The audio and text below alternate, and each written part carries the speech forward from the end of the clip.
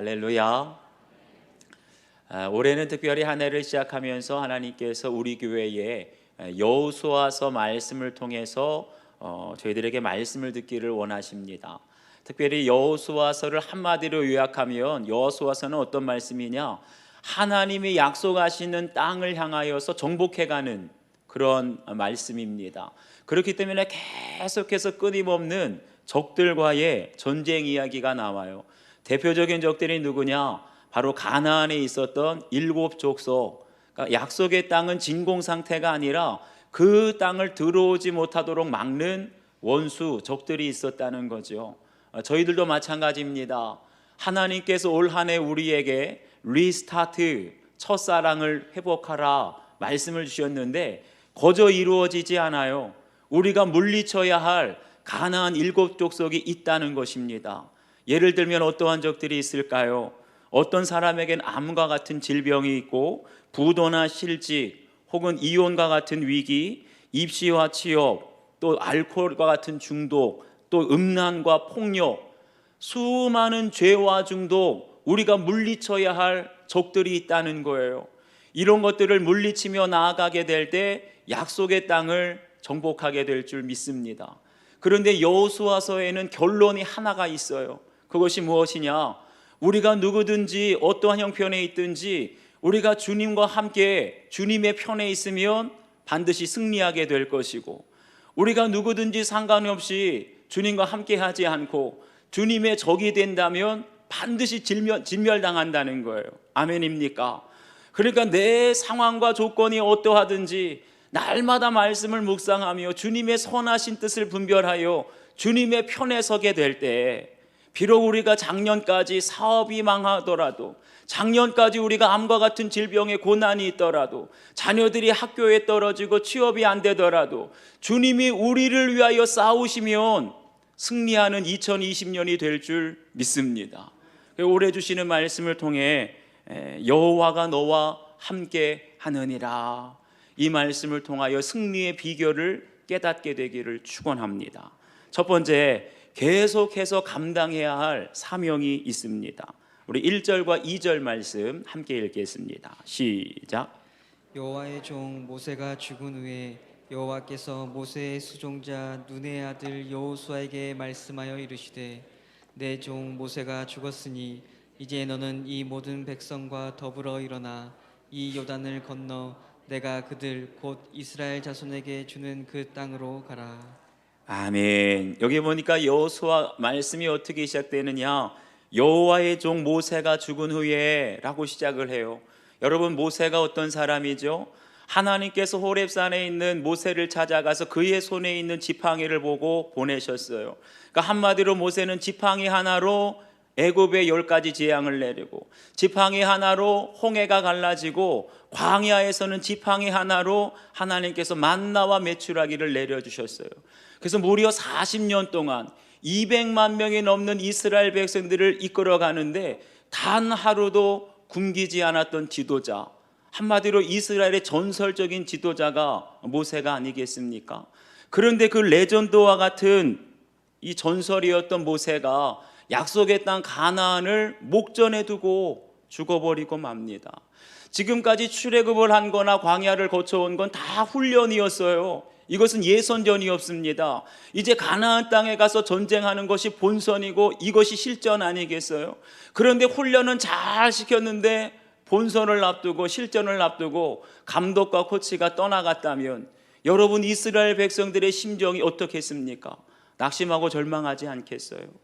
한 가정에서도 가장이 죽게 되면 온 가족은 오열하고 슬퍼할 수밖에 없는 겁니다.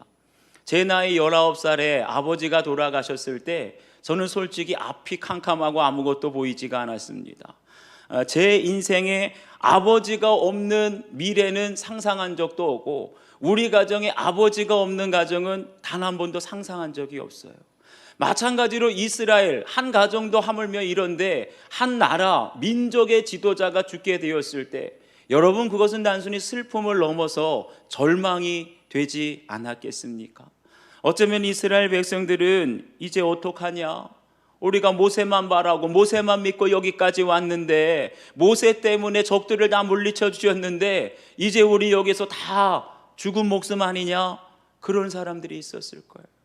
어쩌면 모세가 죽었으니 하나님께서 모세에게 약속하신 가나안 땅, 약속의 땅 정복하는 것, 이건 물 건너가는 것 아니냐 하면서 자포자기하는 사람들이 있었을지도 몰라요. 그런데 우리가 분명히 알아야 할 것은 모세는 죽어도 하나님의 약속과 사명은 계속되는 줄 믿습니다. 오늘 2절을 보면 내 종 모세가 죽었으니 이제 너는 이 모든 백성과 더불어 일어나 이 요단을 건너 내가 그들 곧 이스라엘 자손에게 주는 그 땅으로 가라. 아멘입니까? 한마디로 뭐예요? 모세는 죽었으니 이제는 네가 여호수아가 모세의 뒤를 이어 하나님의 사명을 감당하라는 거예요. 모세의 사명은 출애굽을 해서 약속의 땅 앞까지 인도하는 것, 거기까지가 사명이었어요. 성경을 보면 모세가 죽을 때 눈이 흐려지지 않았다. 한마디로 모세가 노환 때문에 병환 때문에 죽은 게 아니라는 거예요. 사명을 다하였기 때문에 하나님이 데려가신 줄 믿습니다. 그런데 이제 약속의 땅으로 들어가서 적들을 물리치고 약속의 땅을 정복하는 건 누구의 몫이냐? 여호수아, 너의 사명이고 너의 몫이다. 아멘입니까? 그러면서 여호수아에게 지금 당장 해야 될 가장 중요한 사명이 뭐냐? 바로 요단강을 건너라는 거예요. 모세가 죽었다고 애통하며 거기서 절망하지 말고, 거기서 주저앉아 있지 말고, 너의 슬픔의 자리, 절망의 자리에서 일어나 요단을 건너라. 이 모든 백성들과 함께 그 땅으로 가라. 우리에게 명령하시는 줄 믿습니다. 사랑하는 여러분, 우리 수인중앙교회도 2022년도에 건너야 할 요단강, 우리 가정이 건너야 할 요단강이 있다고 말씀하세요. 혹시나 지난 2년 동안 코로나와 싸우면서 여러분들이 정말로 사랑했던 나의 모세, 여러분들이 정말로 의지했던 나의 힘과 능력과 같은 나의 모세가 갑자기 떠나가지 않았습니까? 어떤 사람에게는 나의 모세가 부모가 될 수도 있고 배우자가 될 수도 있고, 내가 정말 철석같이 의지했던 돈이나 건강이 나의 모세인데 그 모세가 생각지도 않은 시간에 떠나가서 슬퍼하고 절망할 수도 있어요. 그런데 오늘 주님께서 저희들에게 뭐라고 말씀하시죠? 너희가 슬픔의 자리, 절망의 자리에서 일어나 이 요단을 건너 그 땅으로 가라. 우리에게도 명령하시는 줄 믿습니다. 비록 모세는 죽었지만 하나님께서 모세에게 명령하신 사명, 약속의 땅을 점령하는 사명은 또 다른 사람 여호수아를 통하여 반드시 성취될 줄 믿습니다. 그런데 여러분 보세요. 모세가 죽은 후에 이제 새로운 시대를 열어가야 되는데 이 새로운 시대를 이끌어갈 지도자를 하나님이 어떤 사람을 세워주십니까? 여기 보니까 모세의 수종자 눈의 아들 여호수아라고 말하고 있어요. 여호수아가 어떤 사람입니까? 여호수아는 태어나서 40년 동안 애굽에서 종노릇하는 사람이었어요. 그리고 광야에서는 40년 동안 모세의 수족과 같이 그림자처럼 따라다니면서 모세의 수종자로 살았다라고 말하고 있습니다. 한마디로 말하면 뭐지요?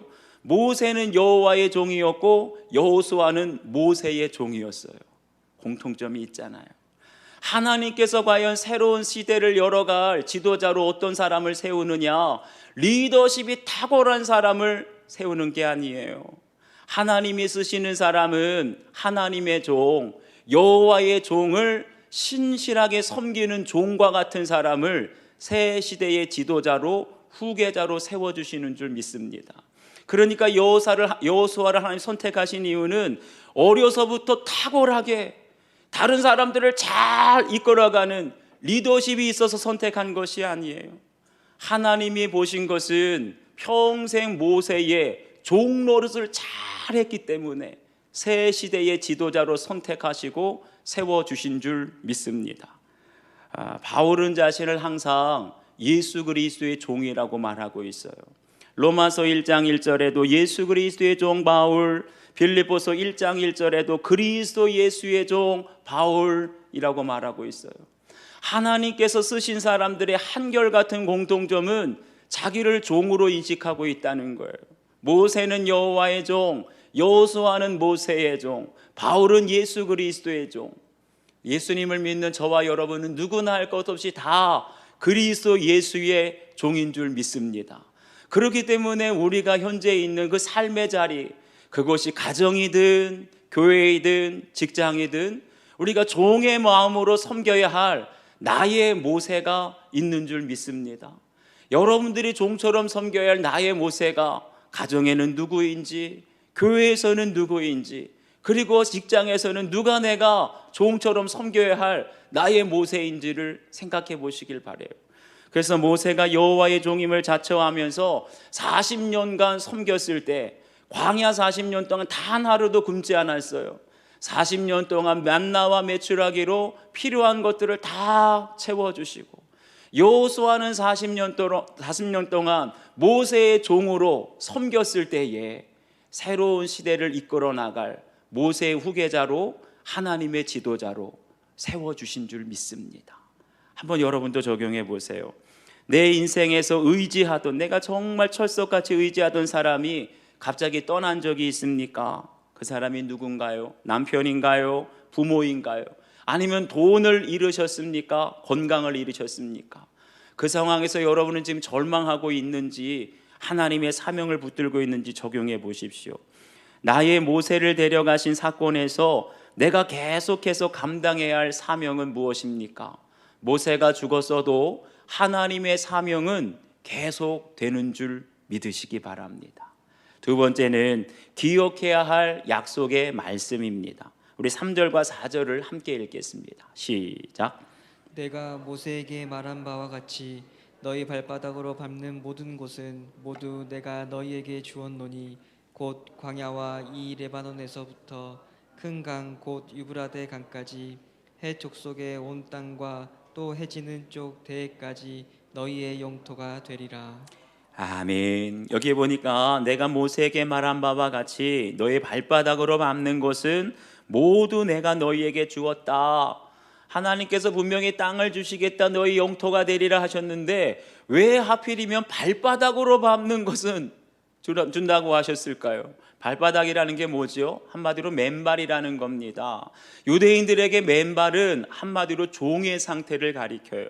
그렇기 때문에 맨발로 발바닥으로 걸으라는 것은 다시 한번 종이 되라는 겁니다. 그렇기 때문에 주님께서 모세와 또 여호수아에게 일을 맡기기 전에 먼저 뭐라고 말씀하시죠? 내가 선 곳은 거룩한 곳이니 내 발에서 신을 벗으라. 여러분, 신을 벗으라는 것이 무슨 뜻입니까? 이제부터는 네 마음대로, 네 하고 싶은 대로, 네 가고 싶은 대로 마음대로 가는 것이 아니라 주님께서 말씀하시면, 가라고 말씀하시면 가기 싫어도 가고, 서라고 말씀하시면 서기 싫어도 서는 것, 이게 바로 발바닥으로 걸으라는 뜻입니다. 뉴욕의 거리 전도자로 유명한 지용훈 목사님이라고 계세요. 그냥 사람들이 가장 많이 여행을 온다는 뉴욕 맨하튼에서 저렇게 피켓을 두고 전도를 하십니다. 이 목사님이 말씀을 살아내라 라는 책을 쓰셨는데, 이 책에서 지용훈 목사님이 강조한 것은 한 가지예요. 그러니까 우리의 힘과 우리의 의지대로 하나님의 말씀을 살아내려고 하면 처절하게 100% 실패할 수밖에 없다는 거예요. 그런데 그때가 중요하다는 겁니다. 내 힘으로는 도저히 하나님의 말씀대로 살 수 없고, 내 의지만으로는 내가 경건하게 거룩하게 살 수 없다는 것을 철저하게 깨닫는 그 순간 누구를 의지하게 돼요? 성령을 의지하게 되고 주님을 바라볼 수밖에 없다는 거예요. 그러면서 그때 이렇게 간구해야 한다고 말합니다. 내 안에 있는 옛사람에 대해서 죽고 하늘 보좌에서 부어주시는 하늘의 신령한 은사와 능력을 구하며 전적으로 하나님의 도우심만을 구하는 것입니다. 아멘. 그러니까 아직도 내 힘과 내 노력으로 나는 경건해질 수 있어, 거룩해질 수 있어, 말씀대로 살 수 있어 하는 사람은 어떻게 돼요? 결국 바리새인처럼 율법주의자가 되는 거예요. 안 돼도 되는 것처럼, 거룩하지 않아도 거룩한 것처럼.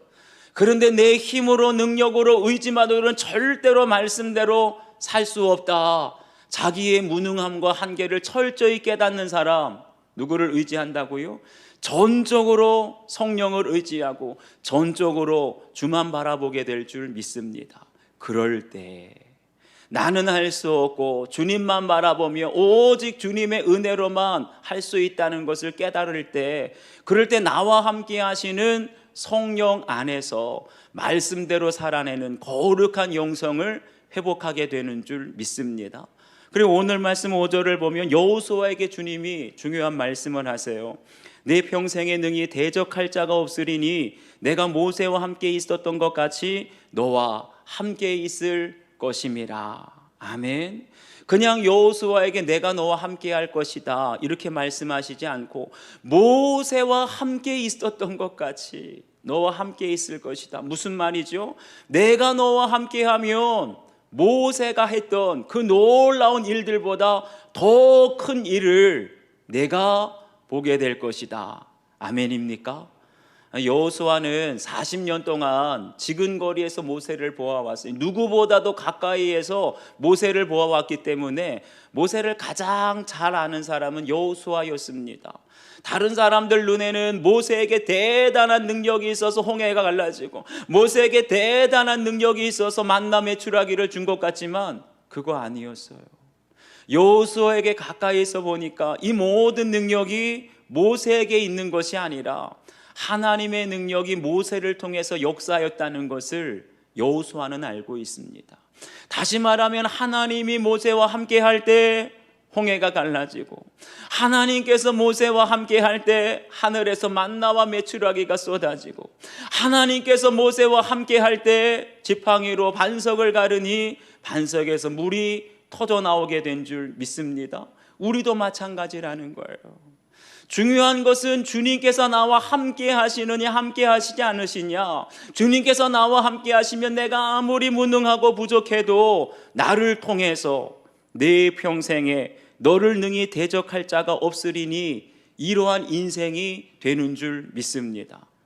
예전에 예수동행일기 세미나를 듣는데 유기성 목사님이 이런 강의 중에 이런 말씀을 하세요. 그 감리교를 창시한 요한 웨슬레 목사님이 임종하시면서 마지막 유언과 같은 한마디를 외치셨다고 합니다. 그 말이 뭐냐 하면 세상에서 가장 좋은 것은 하나님이 우리와 함께 계시는 것입니다. 세상에서 가장 좋은 것, 마지막 임종이에요. 하나님이 우리와 함께 계시는 것입니다. The best of all is God is with us. 하나님이 우리와 함께 하시는 것이 가장 좋은 것입니다. 아멘이십니까? 제가 인생을 돌아보니까 저는 발에서 신을 벗는데 꼬박 50년이라는 세월이 걸렸더라고요. 지금까지 목회를 하면서 훌륭한 목사가 되려고 했는데 훌륭한 목사는 곧 능력 있는 목사라고 생각을 했어요. 그래서 능력 있는 목사가 되려면 설교도 잘해야 되고 능력 있는 목사가 되려면 기도에도 은사와 능력이 나타나야 되고 능력 있는 목사가 되려면 성도들을 잘 이끌어가는 리더십도 있어야 되겠더라고요. 그래서 시간만 나면 갈멜산 기도원, 강남금식 기도원 다니면서 능력 달라고 저에게도 은사를 달라고 기도하고 또 능력 있는 목사가 되려고 설교를 어떻게 하면 잘할까 책도 많이 읽고 설교를 정말 능력 있게 카리스마 있게 하시는 목사님들 설교도 많이 보았어요.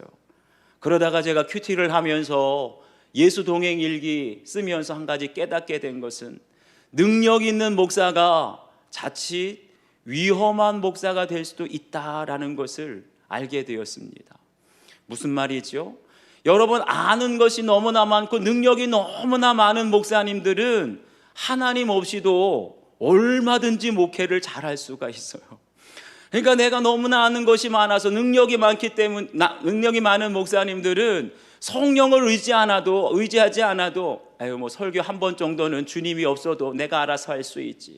내가 지식으로 경험으로 지금 것이 해온 것이 있는데 주님 이번에는 주님이 도와주시지 않으셔도 제가 능력으로 그냥 얼마든지 경험으로 해오던 대로 할 수 있겠습니다. 여러분 이것이 가장 위험한 목사 아니겠습니까? 오늘날 한국교회의 가장 큰 위기는 뭘까요? 하나님이 없어도 성령이 없어도 교회 사역이 너무나 잘 된다는 것, 이건 여러분 다행이 아니라 축복이 아니라 저주이고 위기입니다. 오늘날 교회 성도들은 여러분들 스스로 한번 생각해 보세요. 교회에 하나님이 있는지, 성령이 지금 우리와 함께 하시는지 여러분 알아요? 몰라요? 대부분의 사람들이 상관없어요. 하나님이 계시든지 안 계시든지 상관없어요. 없어도 없는 줄 모르고 계셔도 계신 줄 모르고. 왜요? 워낙 목사님들이, 장로님들이, 집사님들이, 권사님들이 능력이 많으니까. 그러니까 우리 목회자들도 장로님들도 그냥 지금까지 해오던 대로 하면 됩니다. 굳이 뭐 주님이 안 계셔도 우리의 지식과 경험으로 얼마든지 할 수 있습니다. 이것이 가장 위험한 생각 아니겠습니까? 그래서 주님은 어떤 사람을 쓰시기를 원하시느냐? 주님이 없으시면 저는 아무것도 할 수 없습니다. 주님이 도와주시지 않으시면 저는 아무것도 할 수 없습니다. 전적으로 주님만 바라보고 의지하는 사람, 그 한 사람을 주님 붙들어 주시고 사용하시는 줄 믿습니다. 저는 예수 동행 일기를 쓰기 전까지는 제가 할 수 있는 것을 자랑했어요. 저는 이것도 해보았고 저것도 해보았고, 저는 이런 세미나도 갔다 왔고 이런 훈련도 할 수 있기 때문에 제가 할 수 있는 건 자랑하고 저의 약하고 못하는 건 다 감췄어요. 그런데 큐티를 하면서 저의 자랑보다는 저의 실수와 죄를 고백하게 되었고, 주님을 바라보며 주님과 동행하는 일기를 쓰다 보니까 정말 주님이 나와 함께 하시지 않으시면 아무것도 할 수 없다는 것을 깨닫게 해주셨습니다. 그런 사람들은 바울과 같은 고백을 하지요. 나의 여러 약한 것들에 대하여 자랑하리니 이는 그리스도의 능력이 내게 머물게 하려 함이라. 능력이 있는 사람들은 자기의 학벌과 자기의 능력과 인맥과 재산을 자랑하려고 해요. 그런데 주님이 없이는 살 수 없는 사람, 주님의 도우심이 없이는 아무것도 할 수 없는 사람은 오직 나의 약함, 나의 죄, 나의 실수를 고백합니다. 왜요? 그걸 통해서 주님의 능력을 의지하고 주님의 능력이 늘 나와 함께 하시기를 기도하기 때문에, 이렇게 날마다 내 지식과 내 능력, 내 경험과 자존심을 내려놓을 때 한마디로 내가 죽는 거지요. 날마다 나는 죽고가 될 때 예수 그리스도께서 나를 통하여 역사하실 줄 믿습니다. 그래서 날마다 주님께서 나와 함께 하심을 믿고 발바닥으로 신발을 벗어야 돼요. 화려한 하이힐, 나의 지식, 나의 학벌, 나의 인맥, 이 모든 것들을 내려놓고 발바닥으로 걷게 될 때 홍해가 갈라지고 여리고성이 무너지고 주님이 약속하신 땅, 광야와 레바논에서부터 큰 강, 곧 유브라데 강까지 해쪽 속의 온 땅과 또 해지는 쪽 대해까지 이 모든 것을 주님께서 저희들에게 허락하여 주실 줄 믿습니다. 한번 여러분 적용해 보세요. 내가 발바닥으로 밟기 위해서 벗어야 할 신발은 무엇입니까? 내가 자랑하던 신발이 무엇입니까? 학벌입니까? 돈입니까? 인맥입니까? 자존심입니까? 이거 다 벗어야, 맨발로 걸어 다녀야 약속의 땅을 얻게 될 줄 믿습니다. 세상에서 가장 좋은 것은 주님이 나와 함께 하심이라는 사실이 여러분 얼마나 인정됩니까? 아직도 주님 없어도 저 얼마든지 버틸 수 있어요, 할 수 있어요 하시는 인생이십니까? 아니면 주님이 없이는 저는 아무것도 할 수 없는 인생입니다. 그러한 인생이 될 수 있기를 주의 이름으로 축원합니다. 마지막 세 번째는 순종해야 할 명령입니다. 6절과 7절 함께 읽겠습니다. 시작. 강하고 담대하라. 너는 내가 그들의 조상에게 맹세하여 그들에게 주리라 한 땅을 이 백성에게 차지하게 하리라. 오직 강하고 극히 담대하여 나의 종 모세가 내게 명령한 그 율법을 다 지켜 행하고 우로나 좌로나 치우치지 말라. 그리하면 어디로 가든지 형통하리니. 아멘. 여기 보니까 강하고 담대하라는 말씀을 무려 2번씩이나, 9절에도 한 번 있는 거 보니까 3번씩이나 여호수아에게 강하고 담대하라. 무슨 말일까요? 하나님은 우리가 말하지 않아도 내색하지 않아도 우리의 마음을 아시는 줄 믿습니다. 한마디로 지금 여호수아가 내색하지 않아도 두려워하고 있다는 거예요. 그러니까 강하고 담대하라 3번씩이나 강조를 하십니다. 그렇다고 여러분 오해는 하지 마세요. 여호수아가 뭐 그렇게 겁쟁이는 아니었습니다. 우리가 아는 것처럼 아말렉과 싸울 때 여호수아는 이스라엘 군대들을 직접 인솔해서 싸웠던 야전 사령관이었어요. 뿐만 아니라 12명의 정탐꾼을 가나안 땅으로 보내게 될 때 그때 그들이 12명이 돌아와서 보고하는데 10명의 정탐꾼은 우리는 승산이 없다, 우리는 그들에 비하면 메뚜기와 같아, 메뚜기 컴플렉스 가지고 있는데, 그런데 2명 오직 여호수아와 갈렙만 그들은 우리의 밥입니다, 승리를 확신했어요. 아니 그때만 해도 강하고 담대했는데 그런 여호수아가 왜 갑자기 이렇게 두려움에 빠지게 되었을까? 무엇을 그렇게 두려워하게 되었을까? 그건 다른 것 아니죠. 40년 동안 모세와 함께 광야를 거쳐오면서 여호수아가 똑똑히 보았던 것이 있어요. 이스라엘 백성들이 얼마나 목이 곧고 얼마나 지독하게 말을 듣지 않는지, 세상에 이스라엘 민족보다 그렇게 말을 지독히 안 듣는 민족이 없어요. 분명히 모세를 통해서 애굽에 10가지 재앙 내리는 거 다 봤어요. 분명히 모세를 통해서 홍해가 갈라지는 거 다 봤어요. 그때는 잠시 놀라더니 홍해 건너자마자 뭐라 그럽니까? 고기가 먹고 싶다, 고기가 없다, 목이 마르다, 물이 없다, 우리를 여기서 죽이려고 데려왔느냐, 곧바로 불평하는 거예요. 질서를 거역하고 반역합니다. 심지어는 모세를 돌로 치려고 하는 것을 몇 번씩 보았어요. 그러니 그런 강팍하고 말 지독하게 안 듣는 그런 200만 명이나 되는 사람들을 가지고 싸우려고 하니까, 전쟁을 하려고 하니까 여러분 두려운 것이 당연한 것 아니겠습니까? 지도자의 말을 철저하게 순종하고 하나 되어 싸워도 모자를 판인데 조금만 불편하면 불평하고 조금만 마음에 안 들면 거역하는 그들 데리고 싸우려니까 두려운 거예요. 그런데 여러분 보세요. 어떻게 하면 그 두려움을 극복할 수 있겠습니까? 나를 비난하는 사람, 질서를 거슬러서 나를 거역하는 사람, 시시때때로 돌 들어서 나를 치려는 사람, 그 두려움 앞에서 아니야, 이럴 때일수록 내가 강해져야지, 이럴 때일수록 지도자인 내가 강하고 담대해야 돼.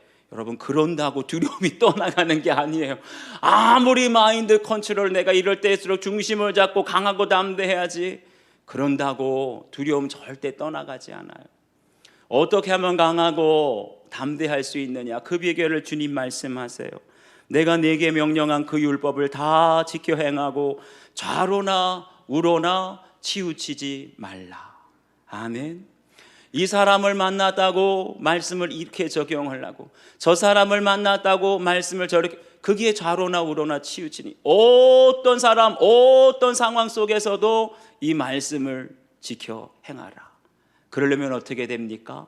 주야로 말씀을 묵상해야 된다는 거예요. 거기에 강하고 담대한 비결이 있습니다. 여러분 날마다 주야로 말씀을 묵상하게 되면 우리 안에 있는 이 두려움의 실체를 알게 돼요. 말씀을 묵상하게 될 때 두려움이 어디에서 오느냐? 상대방에게 나를 거역하고 비난하고 돌로 치려는 사람에게 오는 것이 아니라, 사실은 두려움은 내 안에 이기적인 욕심에서 온다는 것을 알게 돼요. 여러분 왜 우리가 사업을 하면서도 부도 날 것을, 직장에 다니면서도 실직할 것을 왜 두려워할까요? 우리 자녀들 잘 살고 있는데 왜 그들의 진로 앞날이 두려울까요? 왜 잘 살고 있는데 우리 부부관계, 가정생활이 왜 갑자기 두려워질까요? 다른 것 아니에요. 제가 늘 말씀을 묵상합시다, 말씀대로 적용하며 말씀대로 삽시다, 이렇게 큐티를 강조하는데 저희의 자녀가 대학에 떨어지거나 취업이 안 되면 아유 목사님 맨날 말씀대로 산다더니 애들이 대학교도 떨어지고 직장에도 떨어졌네, 성도들이 뭐라 그럴까, 이것이 두려운 거예요. 내가 형제들 중에 형제들은 다 예수님 안 믿고 나만 혼자 교회 다니고 예수님 믿는데, 다른 형제들은 사업도 잘 되고 돈도 잘 버는데 나만 부도가 나고 실직이 돼서 가난하면 형제들이 나에게 뭐라고 할까, 그게 두려운 거예요. 내가 교회에서 직분이 목사고 장로고 권사고 안수 집사인데 그런데 부부관계가 위기가 되어서 이혼이나 별거 불화의 위기가 있으면 성도들이 나를 아유 장로님인데 아유 권사님인데 성도들이 나를 뭐라고 할까? 그게 두려운 거예요. 그러니까 가난, 자녀, 건강 이거에 중요한 것이 아니라 사람들이 나를 뭐라고 볼까? 이런 우리의 아주 이기적인 욕심 때문에 결국 두려움이 온다는 거죠. 그러니까 날마다 우리가 큐티를 하게 되면 내 안에 감춰져 있는 욕심과 그 교만함을 깨닫게 될 때 비로소 우리의 시선이 주님만 바라보게 될 줄 믿습니다. 그래서 날마다 주님을 바라보며 묵상하게 되면 주님이 뭐라고 하세요? 네가 어디로 가든지 형통하리니 내 길이 평탄하게 될 것이라. 아멘이십니까? 날마다 말씀을 묵상하게 되면 어떻게 주님이 평탄하게 하시고 형통하게 하실까요? 주야로 말씀을 묵상하고 큐티하니까 자녀들이 대학교에 척척 합격하고 직장에 취직을 할까요? 날마다 주야로 말씀을 묵상하니까 암과 같은 병이 다 고쳐지고 사람들이 부러워하는 성공과 부를 얻게 될까요? 아니요. 그것은 성경적인 형통과 평탄이 아닙니다. 진정한 형통과 평탄은 사실은 상황과 조건과는 상관이 없어요. 오히려 우리에게 어떠한 일, 부도가 나든지 실직이 되든지 암에 걸리든지 자녀가 학교를 떨어지든지 어떠한 상황과 조건에도 내 마음이 감정이 흔들리지 않는 것, 그것이 진정한 형통이고 평탄한 줄 믿습니다. 그 비결이 뭘까요? 날마다 말씀을 묵상하면서 우리 가정에 일어난 부도의 사건이 해석이 될 때, 우리 자녀들이 대학에 떨어지고 취직이 안 되는 사건이 말씀으로 해석이 될 때, 나에게 질병이 암이 생긴 것이 말씀으로 해석이 될 때, 그러면 그 모든 고난을 통하여서 우리 가정의 구원을 이루시려는 하나님의 사랑인 것을 깨닫는 사람만이 어떤 상황에서도 평안을 얻게 될 것이고 다시 일어날 힘을 얻게 될 것이고, 그것이 오늘 말씀하시는 평탄하게 될 것이라 형통하리라의 축복인 줄 믿습니다. 말씀 묵상을 통해서 이런 형통과 평탄의 은혜를 올 한 해 누리게 되시길 주의 이름으로 축원합니다. 50년 동안 호세와 성공만을 최고의 가치로 내걸고 살다가 매일 큐티하며 거듭나게 됐다는 한 성도님의 큐티인 간증입니다. 작년 어느 주일에 후배에게 전화가 왔는데 대뜸 어딘데 찬송가 소리가 들려 설마 교회야? 라고 물었습니다. 제가 그렇다고 하자 후배가 대뜸 제가 요즘 종교에 미쳐간다고 말을 했습니다. 저는 웃으며 나는 요즘 다시 태어나 진정한 평안을 누리고 있다라고 대답을 하자 그 후배는 세상 사람 다 교회 가서 변화되어도 형은 절대 그럴 사람이 아니다 라고 말을 했습니다. 오죽하면요, 예수님을 만난 후 저는 세상 모임에 얼굴도 내비치지 않고 좋아하던 골프도 다 그만두었습니다. 제가 변화되어가는 모습이 저를 알고 지내던 지인들에게 이해할 수 없다는 기이한 시선을 받게 되자 저희의 과거가 과연 얼마나 어두웠는지 새삼 알게 되었습니다. 교만할 뿐만 아니라 음란하고 가증하게 살아온 저의 지난 날을 떠올릴 때마다 뜨거운 눈물을 쏟으며 회개했습니다. 그러니까 말씀으로 깨닫게 된 거죠. 얼마나 음란하고 가증했는지.